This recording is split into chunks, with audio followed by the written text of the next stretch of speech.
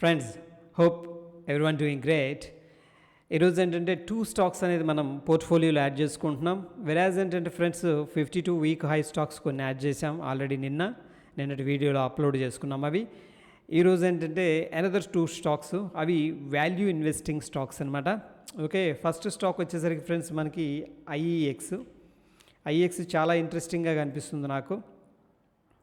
Okay, almost ఒక ప్రీవియస్గా ఏదైతే సపోర్ట్ అని కాదు, ఇక్కడ నేను చూస్తుంది ఏంటంటే ఒక వాల్యూ చూస్తున్నాను. ఓకే, సో మేబీ ఇంకొంచెం కిందకి వెళ్ళొచ్చు, ఐ అగ్రీడ్.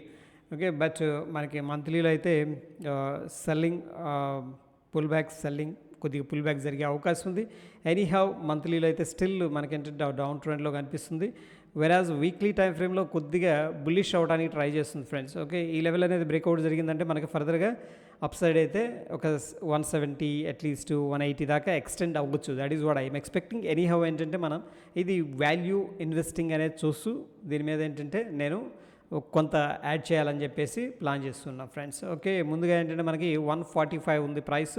10,000 రూపీస్ అనేది ఎవరి స్టాక్లో ఇన్వెస్ట్ చేస్తున్నాం ఫ్రెండ్స్. మనం వర్చువల్గా 145 వేస్తే అండ్ 68 స్టాక్స్ అనేది రావడం జరిగింది. ఓకే ఫ్రెండ్స్, సో ఐఎక్స్ ఇవి నిన్న యాడ్ చేసినాయి. ఓవరాల్గా అయితే కొద్దిగా నెగిటివ్లో ఉంది portfolio. This is smart portfolio అనమాట. అండ్ స్టాక్ నేమ్ వచ్చేసరికి ఐఎక్స్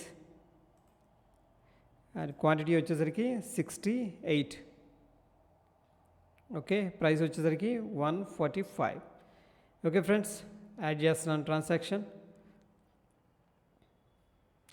నెక్స్ట్ అనదర్ స్టాక్ వచ్చేసరికి ఫ్రెండ్స్ నాకు ఇంట్రెస్టింగ్ ఏంటంటే వాల్యూ ఇన్వెస్టింగ్లో గ్లాండ్ ఫార్మా కనిపిస్తుంది. గ్లాండ్ ఫార్మా మనకి కొంత బాటమ్ బయింగ్ అయితే కనిపిస్తుంది. ప్రీవియస్గా ఏదైతే సపోర్ట్ ఉందో ఆ లెవెల్ దగ్గర వచ్చింది 1700 దగ్గరికి. బట్ ఎనీహౌ అక్కడి నుంచి కూడా బౌన్స్ అయింది. ఇది వీక్లీ సపోర్ట్ లెవెల్ అనుకోవచ్చు. వెరాజ్ మంత్లీలో కూడా సేమ్ సపోర్ట్, అంటే ఐ మీన్ ప్రీవియస్ లో, ఇట్స్ నాట్ సపోర్ట్.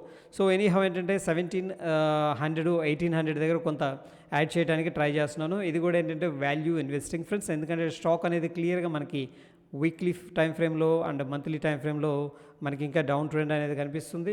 సో ఒకవేళ మనం ఏదన్నా బిగ్గర్గా యాడ్ చేసుకోవాలి క్వాంటిటీ అంటే అట్లీస్ట్ ఏంటంటే ఈ 2 లెవెల్స్ అనేది బ్రేక్అవుట్ అయితే చేయాలి. బట్ డిప్ బై లోవర్ లెవెల్స్లో ఒక మంచి కంపెనీని యాడ్ చేసే ప్రయత్నం. దాంట్లో నెక్స్ట్ వచ్చేసరికి గ్లాండ్ ఫార్మా.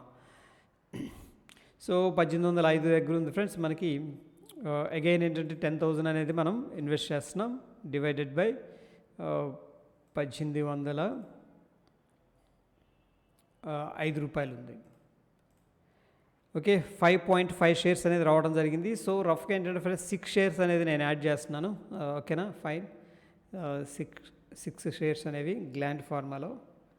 ఇంకా కొంచెం కిందకి వెళ్ళినా పర్లేదు ఫ్రెండ్స్. ఓకేనా, విల్ యాడ్ అనమాట. క్వాంటిటీ వచ్చేసరికి 6 షేర్స్ మనకు వచ్చేసరికి 1805 రూపాయల దగ్గర యాడ్ చేస్తున్నాం.